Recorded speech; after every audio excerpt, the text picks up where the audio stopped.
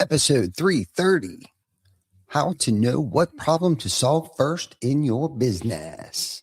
We have a kind of a belief system that either we're going to push you up or we're going to push you out. I don't want to be around 5 other people that aren't pushing themselves to succeed. Success isn't about taking, but giving value first. Compensation follows contribution always. This is true authenticity. It's the truth. Every week, this is our story. We share with you our journey. We share with you our scars. Please welcome your host, Ty Cobb-Backer. Hey, welcome back, everybody. Happy Wednesday.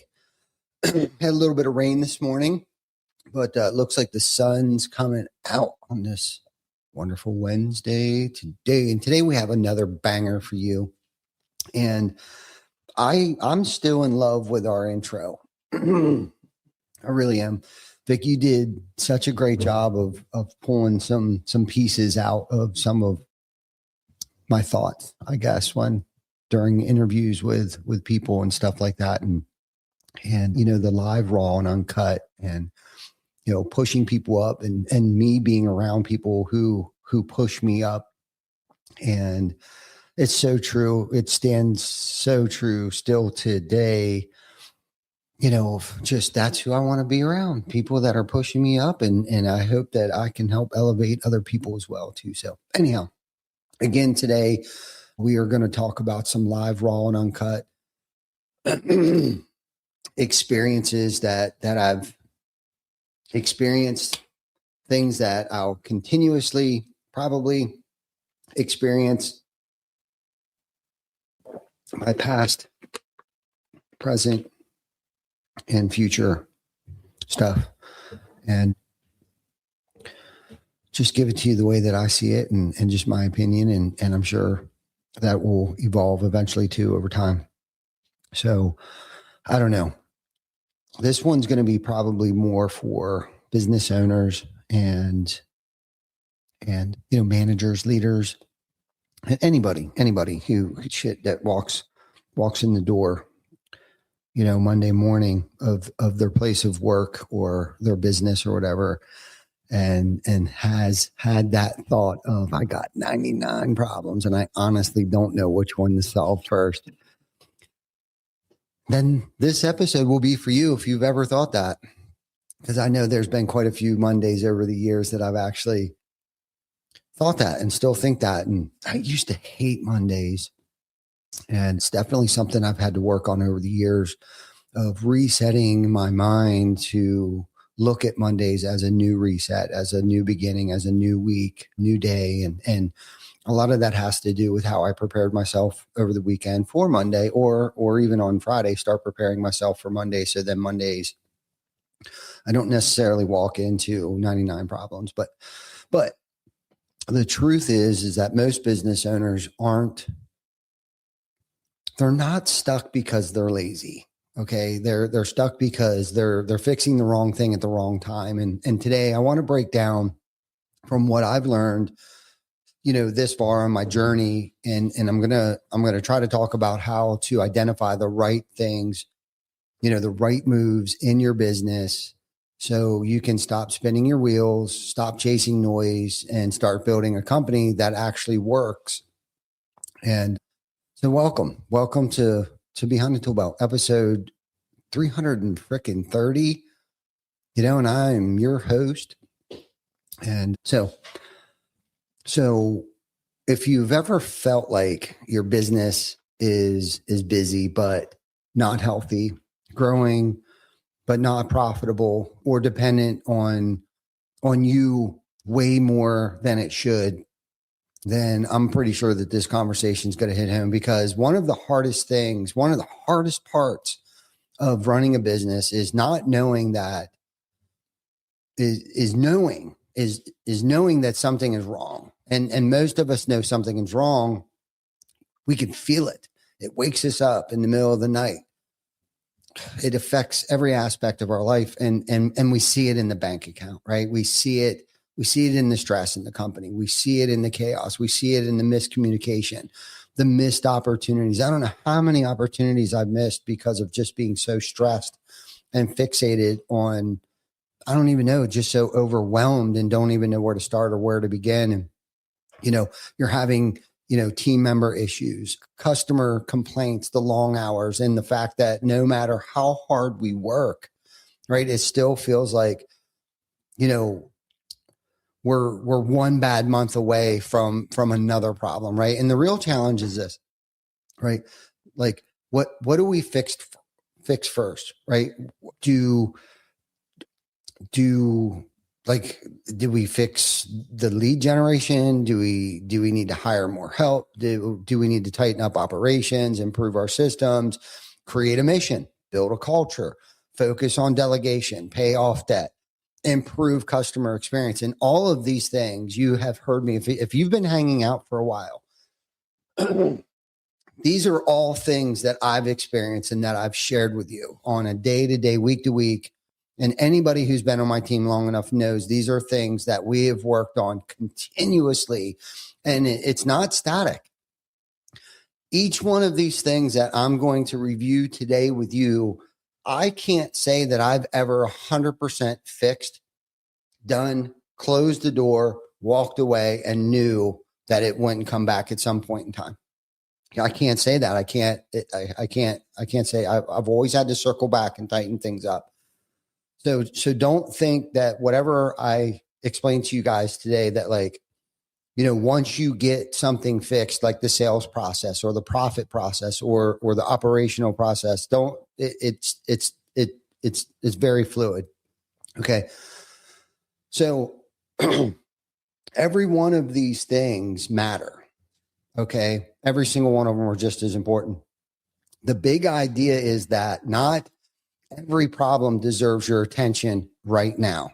And this is the trap that I've fallen into. So today I want to do three things. First, I want to explain the core framework, okay, of trying how to identify what to work on first. Okay. Second thing is I want to talk through the 5 levels of business needs, right? And then the third thing I want to talk about is how to use the framework in real world practical ways that we've used. Okay. Damn it. I don't know what's going on with my throat here. So whether you're running a plumbing company, HVAC shop, a roofing business, electrical company, a remodeling company, cleaning business, does not matter. Landscaping, any service at all, anything. Okay. Because this can change the way that you make decisions. I know it's really helped me out, especially here lately. So I want to start with the central problem, I guess.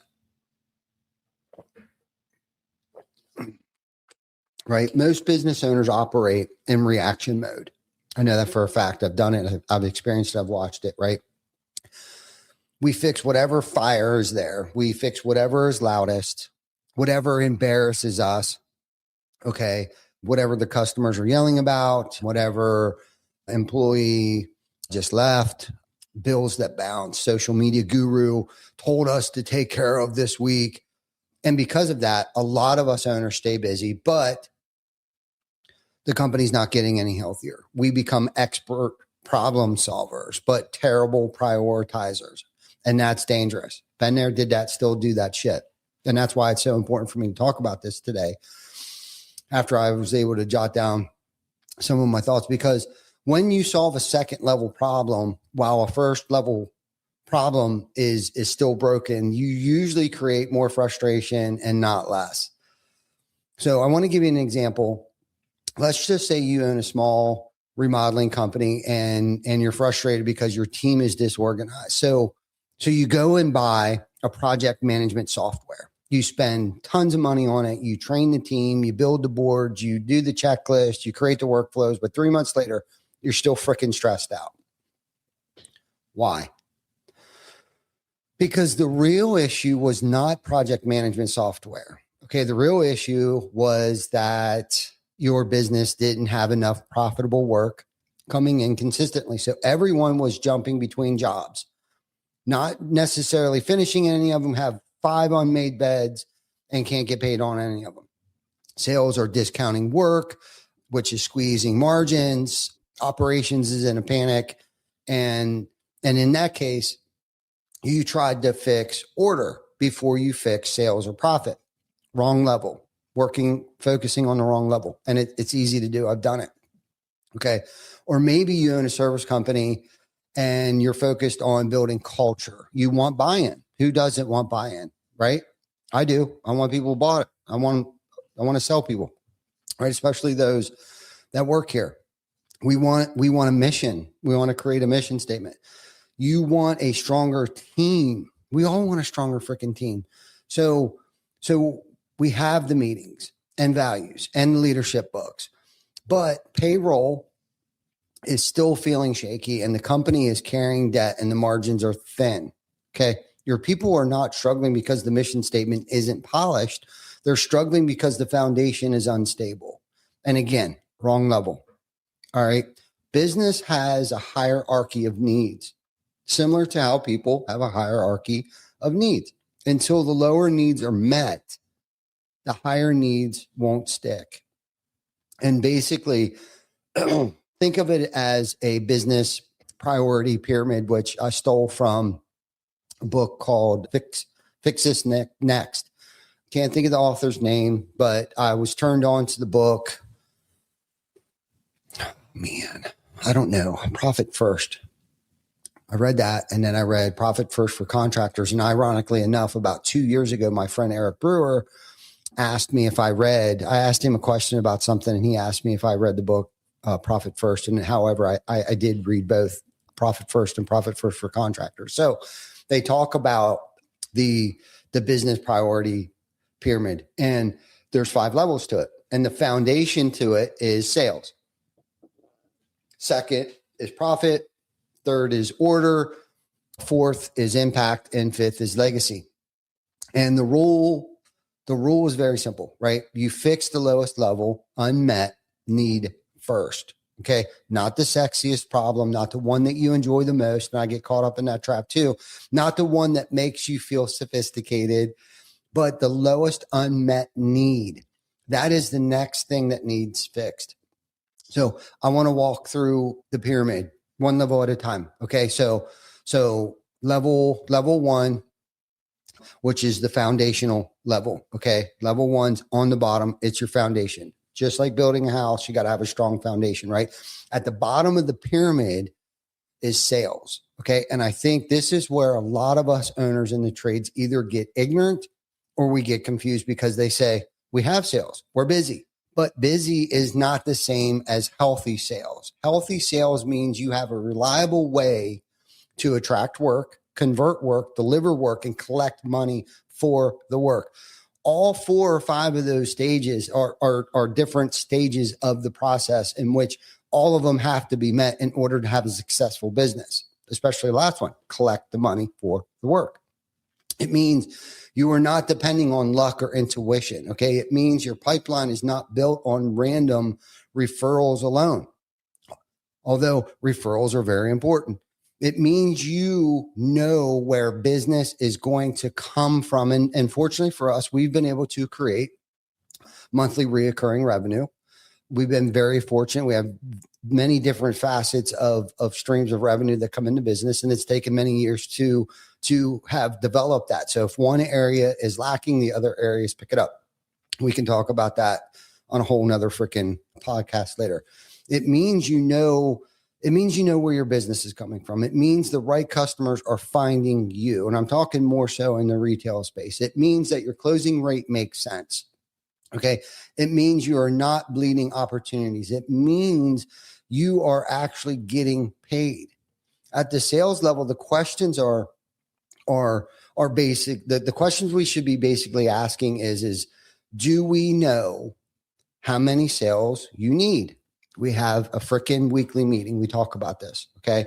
We know how many sales we need for Q1, Q2, Q3, and Q4. And we know what levers we need to pull. Okay. If our projected revenue is XYZ for next year. Okay.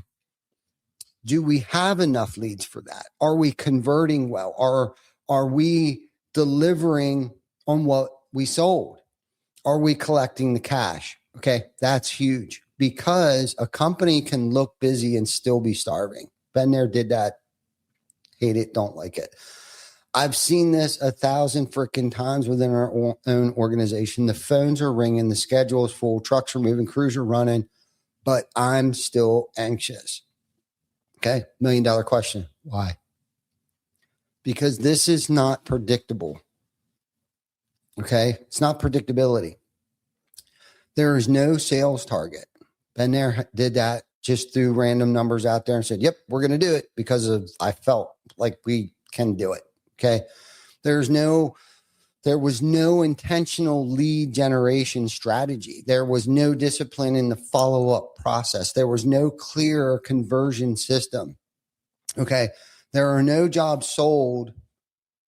Okay. There were jobs sold at very weak margins. I didn't know the numbers. Sometimes it gets very fuzzy. Sometimes it gets very confusing. And I understand that.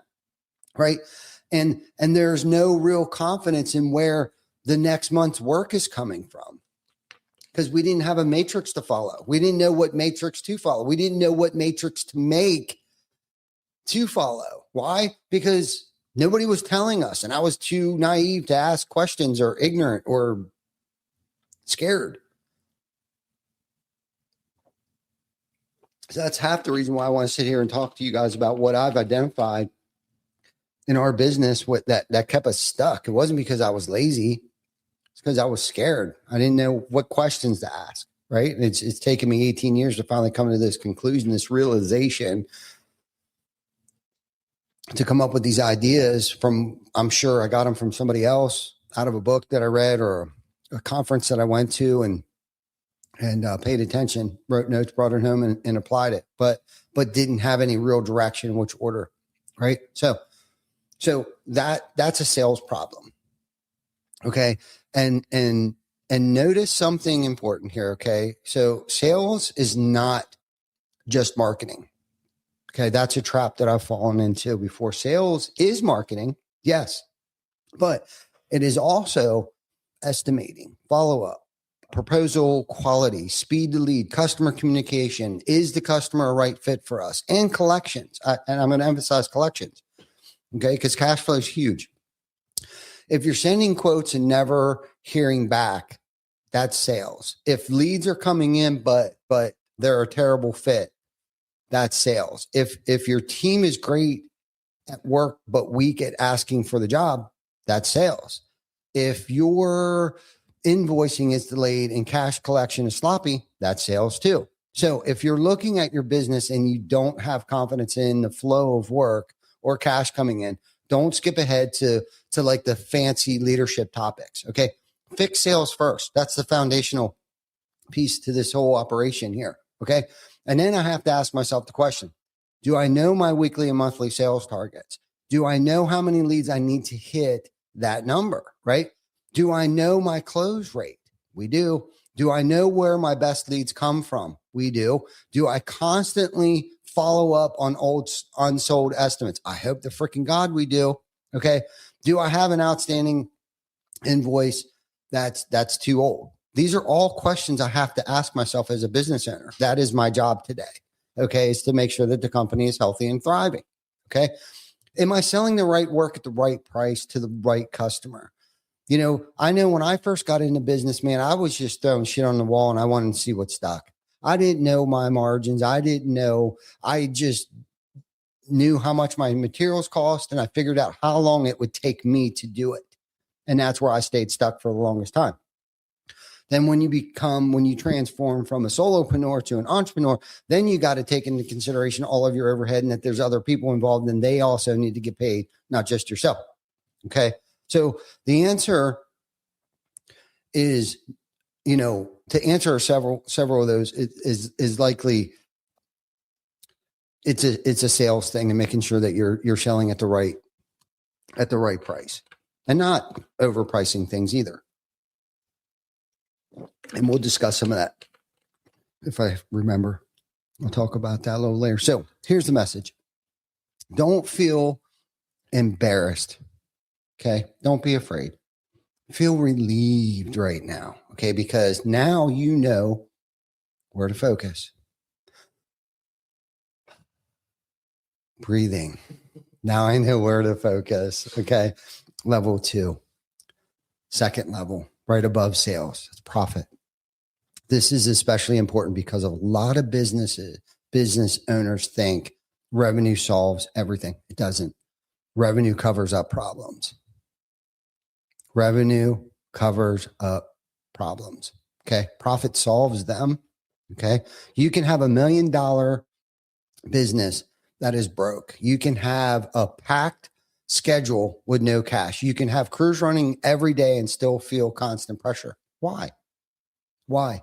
Because money is coming through the business, but no money is staying in the business. Been there, did that, still have seasons of that. Okay. Profit means the company generates enough surplus to reduce the stress, not just on the owners, but also as team members and on the entire company itself. Okay. Build reserves, handle surplus, invest strategically, and reward ownership. Okay. If you're not profitable, you can't do any of those things. Believe me, trust me. Okay. At this level, the question becomes things like this. Okay. Are we carrying too much debt? Very possible. Okay. Are our margins strong enough? Are we charging our customers enough? Are customers buying from us again or referring us to others? Okay. Are we using resources effectively enough to improve profitability? Are we building cash reserves? Think about how many owners hit a revenue milestone and still don't feel free.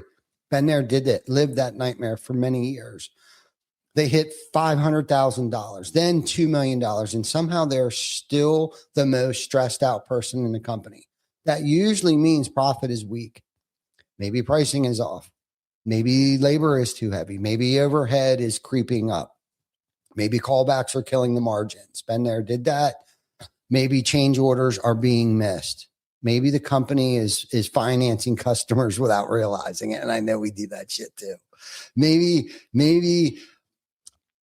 we keep hiring ahead of stable demand. I've tried to get out in front of things. We've hired too many people. And then what I thought was going to happen never happened. And maybe our debt payments are draining our very good months. Okay.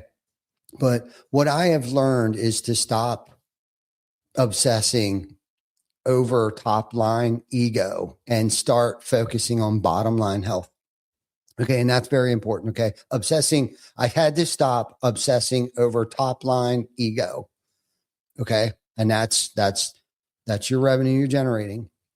But I needed to start focusing on the bottom line health. And this really matters in the trades because a lot of us owners are talented technicians and mechanics who started businesses. We're not finance people who wanted to pick a trade. Okay.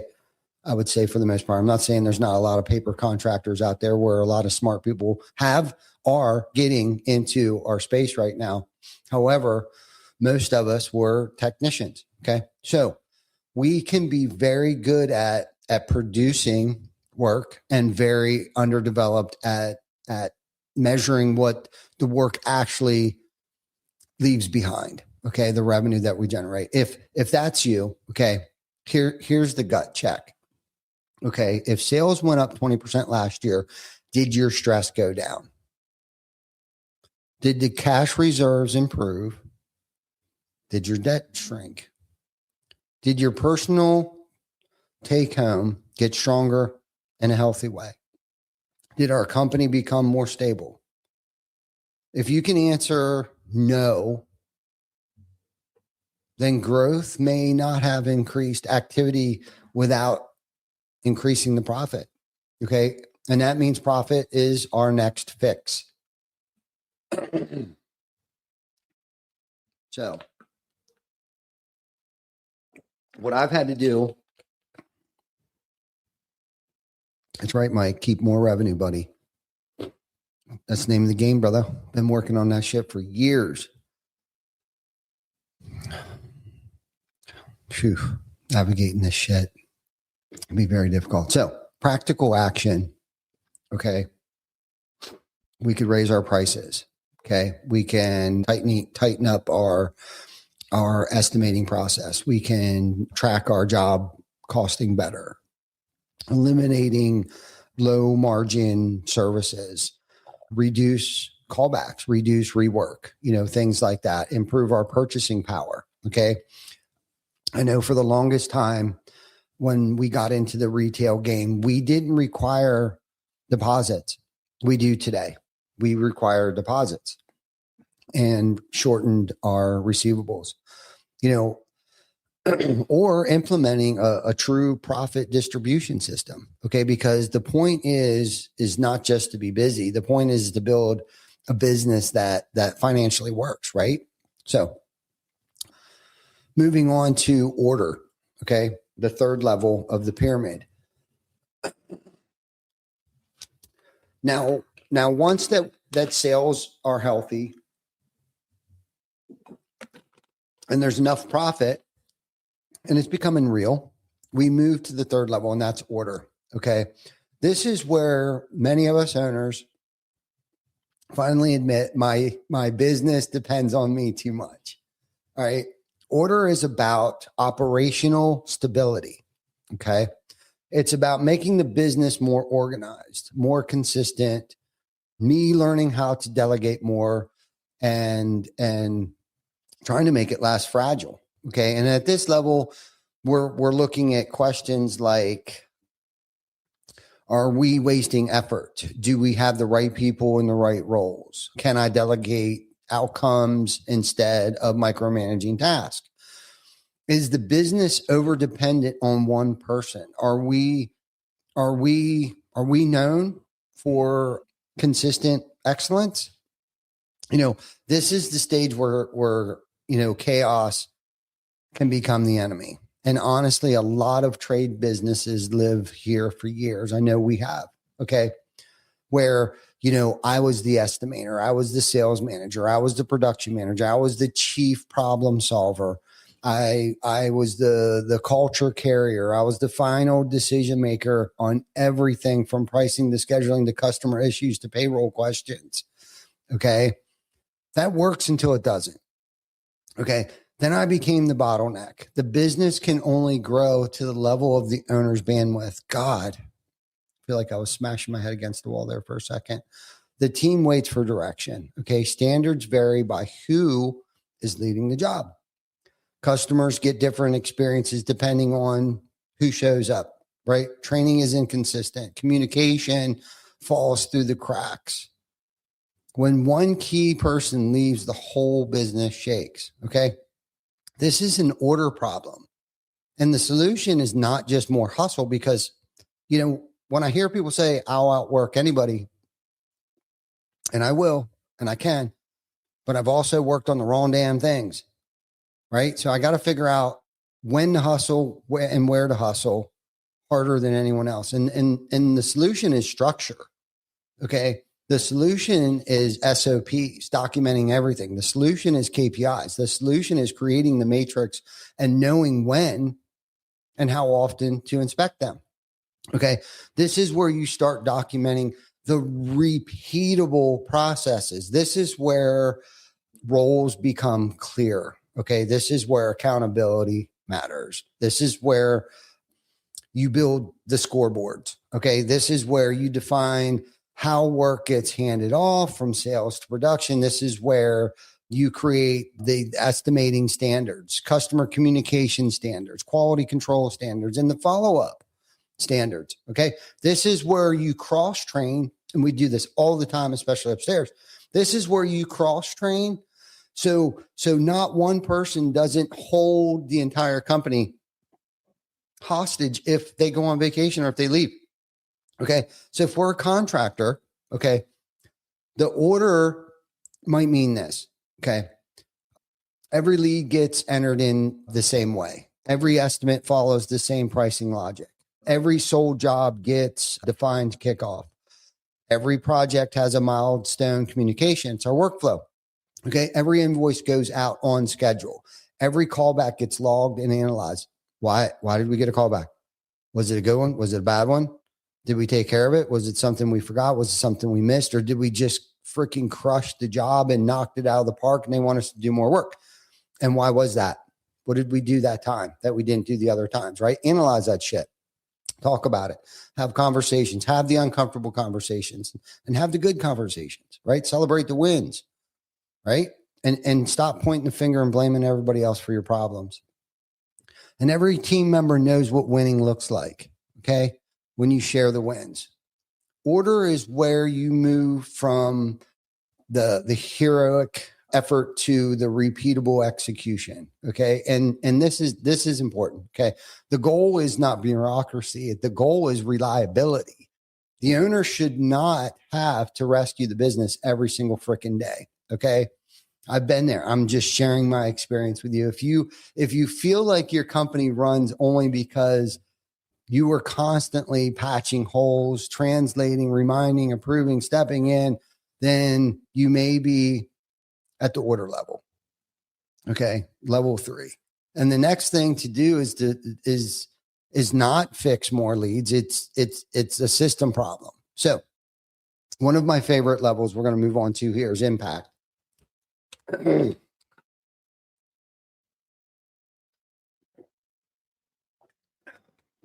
I tend to run the impact.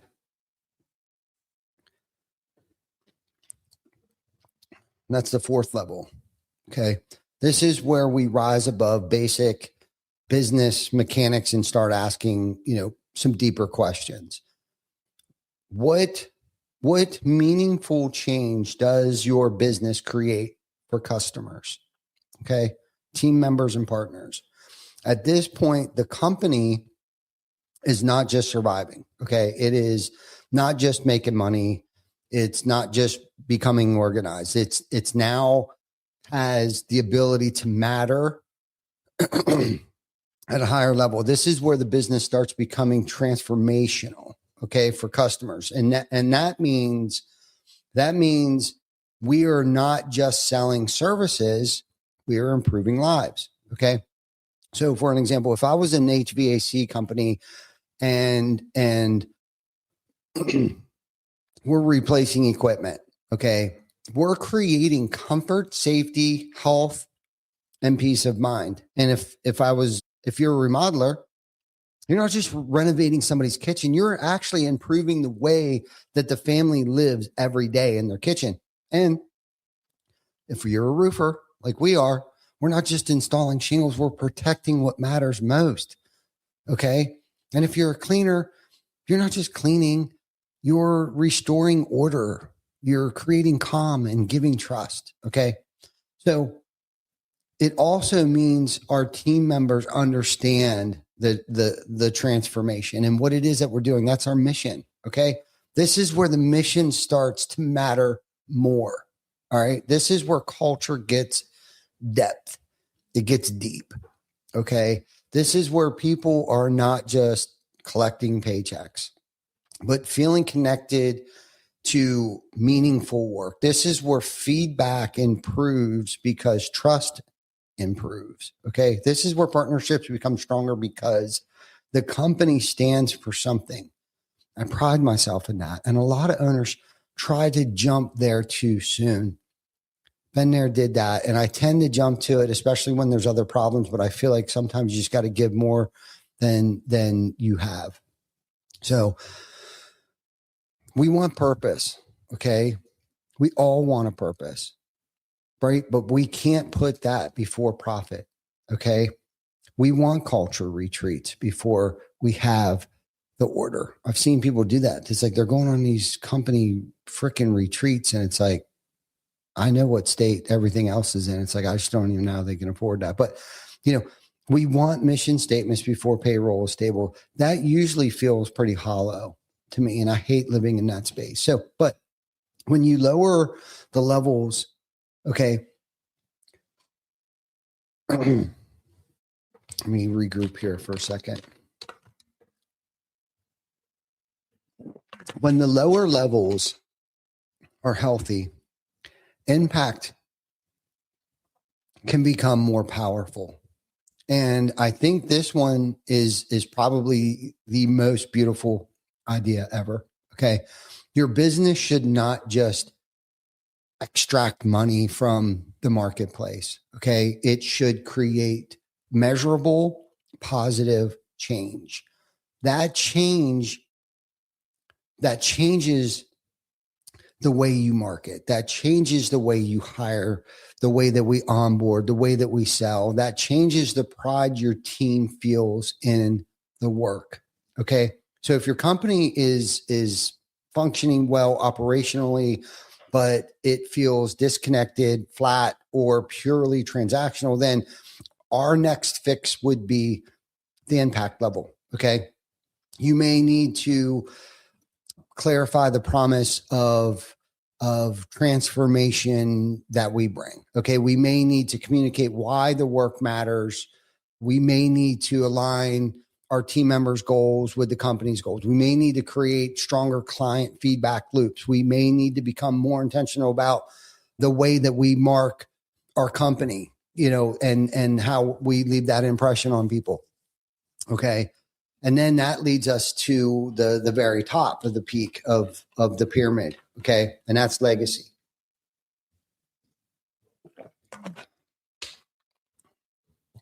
And legacy, the spear, the pyramid, top of the pyramid. Okay. Legacy is about building something that outlasts our direct daily effort. This is where the business becomes bigger than the founder's hustle. Okay. Legacy means that the company can adapt, continue, and contribute over time. Okay.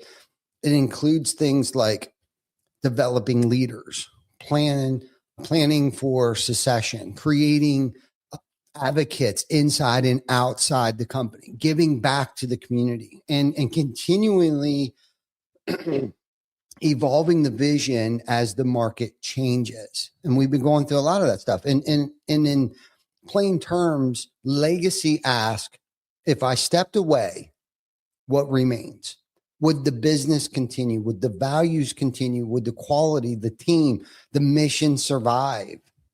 Okay. Would customers still talk about the company with trust and admiration? Okay. This is especially important for owner-led businesses in the trades, because many of us are deeply tied to the personality, the reputation, the work ethic, and of one person. Okay. And while that we may be how the business started, it cannot be how the business survives or finishes if we want something enduring, if that makes any sense. Legacy is where you think about leadership bench strength, right? If you know anything about baseball, who do we have on the bench next? Okay. Our leadership strength on the bench. Okay. And I know for myself personally, this is something we've worked on for a long freaking time. Okay. We want strong leadership at every facet of our business. Okay. It's where we think about ownership transformation. It's where we think about community reputation. It's where we think about whether your business is building promoters, not just customers. Okay. It's where we think about whether we are adapting with the times instead of protecting bad old habits. Right. And these are all things that we have to think about. So here's the key.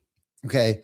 Legacy is not the first thing that we fix. Okay. We don't even know we shouldn't even know what the hell that is. Okay. But it's the highest thing to fix. Okay. It's the highest thing on the pyramid. Okay. And that distinction matters because too many owners, I think, want to operate at the top of the pyramid while the bottom is unsustainable. It's unstable. Okay. You do not build legacy on a foundation of weak sales, weak profit, and constant chaos. Okay. You build legacy after the essentials are in place. So now the obvious question would be, how do you actually use this? Everything that I've already talked about today. Okay. And I know I'm kind of going fast here because I'm pretty pumped about this topic. I'm sure you guys can catch me on a replay. Hopefully you're taking notes, because I know I am. I hope this helps somebody out there as much as it's helped me. Okay. So How do we actually use this freaking thing? Okay. Step one, I have to be brutally honest about the lowest level that is weak. Okay. Not the level that I enjoy, not the level that sounds impressive, the lowest level. Okay. If sales are inconsistent, I need to start there. All right. If sales are unstable, but profit is weak, then I need to work on the profit. Okay. If sales and profit are okay, but the business is chaotic and it's owner dependent, I need to fix order. Okay. If those are solid and the business feels soulless or disconnected, we need to work on impact. Okay. If all of that is strong, now we can start thinking about endurance and succession, work on legacy. Okay. Step two, we need to identify one vital need inside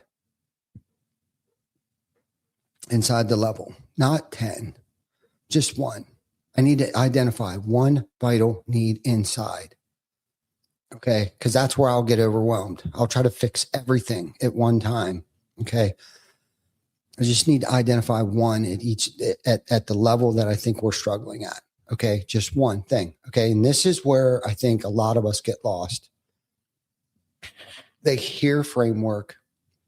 They get excited. I've gotten home from a conference. I'm ready to take on the world. We need to fix everything. Okay.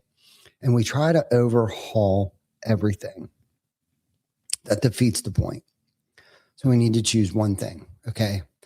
At the sales level, maybe one thing is just follow up on unsold estimates. Okay. I don't know how many of us leave that on the table out there like that.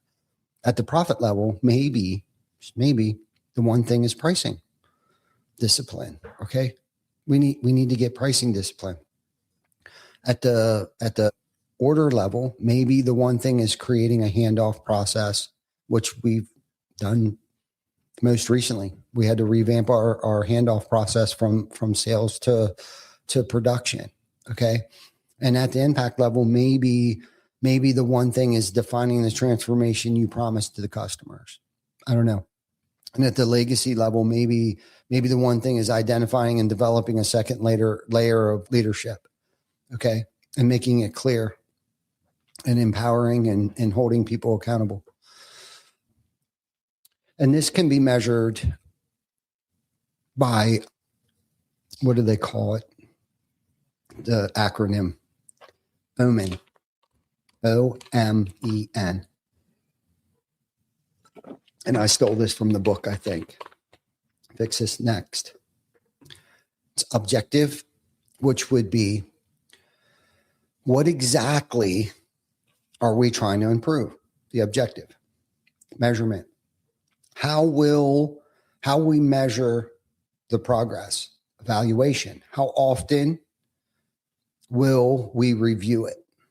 Okay. And then nurture it. Okay. O, objective. M, measurement. E, evaluation. N, nurture. Okay.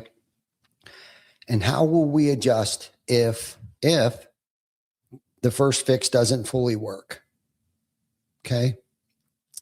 That matters because vague goals create vague results. If you say, we need better sales, that's too fuzzy. I've done it, did there. Vic and I just had a brief conversation how we need to explain things better, more thoroughly. Okay. Can't be fuzzy. Okay. Over explain. Okay. If you say, we will follow up with every unsold estimate within 48 hours and we'll track the close rate every Friday. Now you have something real. Okay. We have when we're going to do it, how we're going to do it, and how often we're going to do it. And if you say we need more profit, how are we going to do that? I don't know. It's too fuzzy. I just want it to happen. Just make it happen. Okay. But if we say we're increasing gross margin on install jobs by 5 points over the next 90 days through tighter pricing, better buying power, and change order discipline, now we have a true target. Okay. And if let's just say we need a better system. Again, exactly what does that mean? But if we say by the end of the next month, every sold job will have a standard kickoff checklist and documented handoff from estimator to project manager, that becomes actionable. Okay.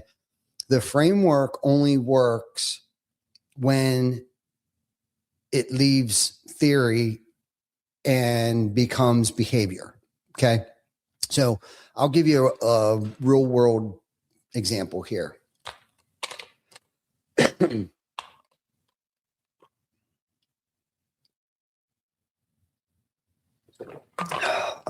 Okay. Okay. Imagine that I'm a painting contractor. Okay. Doing $1.5 million a year in revenue. And from the outside, things look great. The schedule's full. The trucks look great. The owner is respected, but behind the scenes, cash is tight. Okay. The owner is always frustrated. Estimates are inconsistent. Some jobs are underbid. Collections are slow. The production team feels rushed. The owner wants to hire an operations manager because life feels chaotic. Now, the temptation would be to say, we need order. We need management. We need systems. Maybe, but maybe not. If the real problem is weak profits caused by inconsistent estimates and thin margins, then hiring an operations manager too soon could just add more overhead to our business than stabilizing our financial goals, right? So in that case, the next fix would be profit, right? Because I've done that. I thought, man, because I read the book,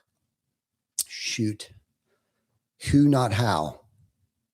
I used to always think, how the heck am I going to do this? And then I started switching my mindset to who am I going to get to do all of this? And a lot of times it's not the who, it's an internal thing that needs fixed before we can even think about hiring the who. So I just wanted to point that out. So specifically, maybe the vital need is job costing accuracy and pricing discipline. And once that gets stronger, the company creates breathing room.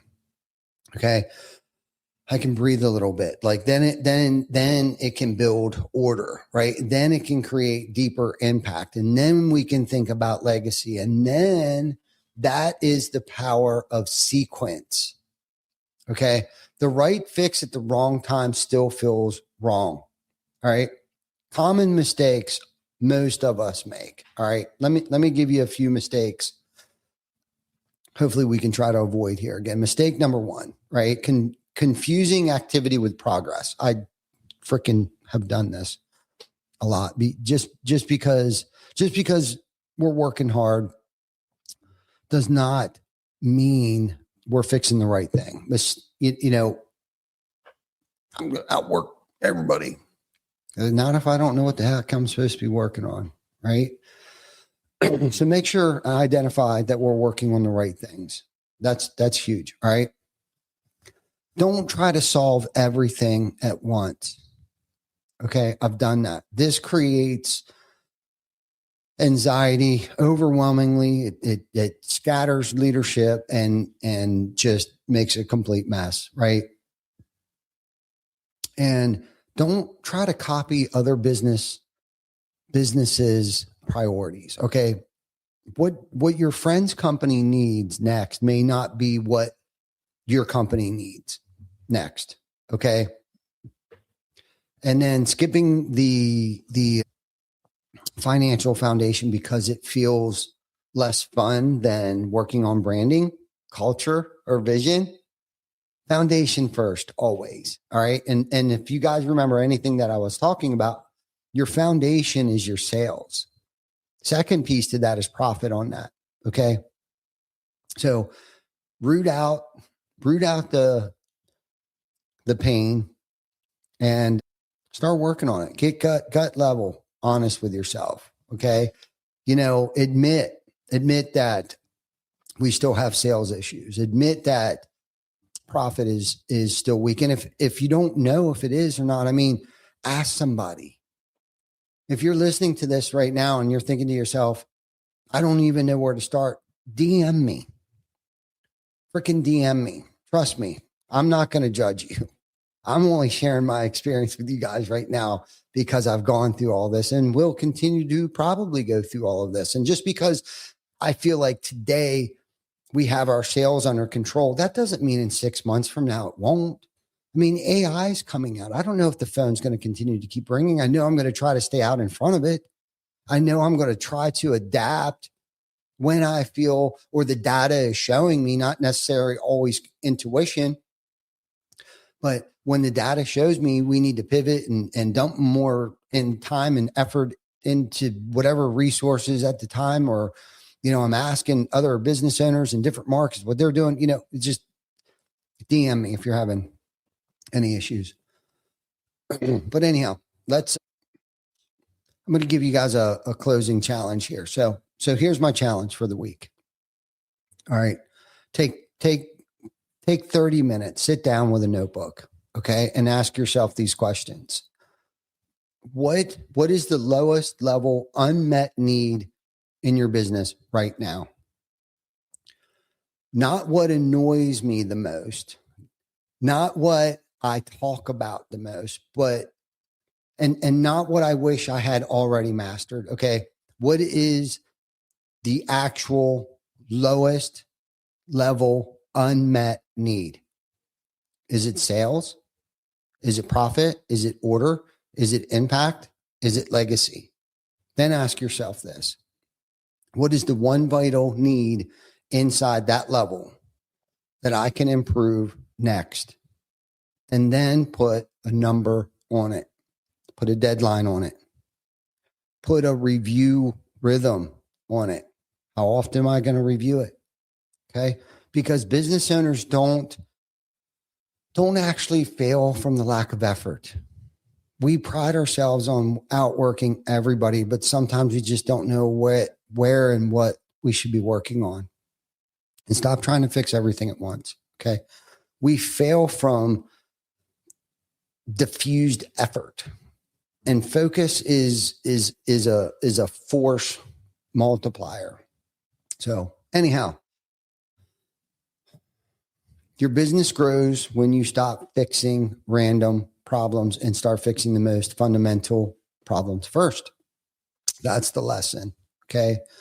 Sales before profit, profit before order, order before impact, impact before legacy. Sequence matters. Diagnostics matters. And know your next move. Your next move matters. So thanks for spending your Wednesday afternoon with me. This is Behind the Tool Belt. If this episode helped you differently or helped you think differently, I guess, about your business as much as it's helped me, share it with another business owner who you think is in the thick of things right now. Okay. Someone who is working hard, carrying a lot, and trying to figure out what to fix first. Okay. And more than anything, don't just listen to this episode and move on. Use it.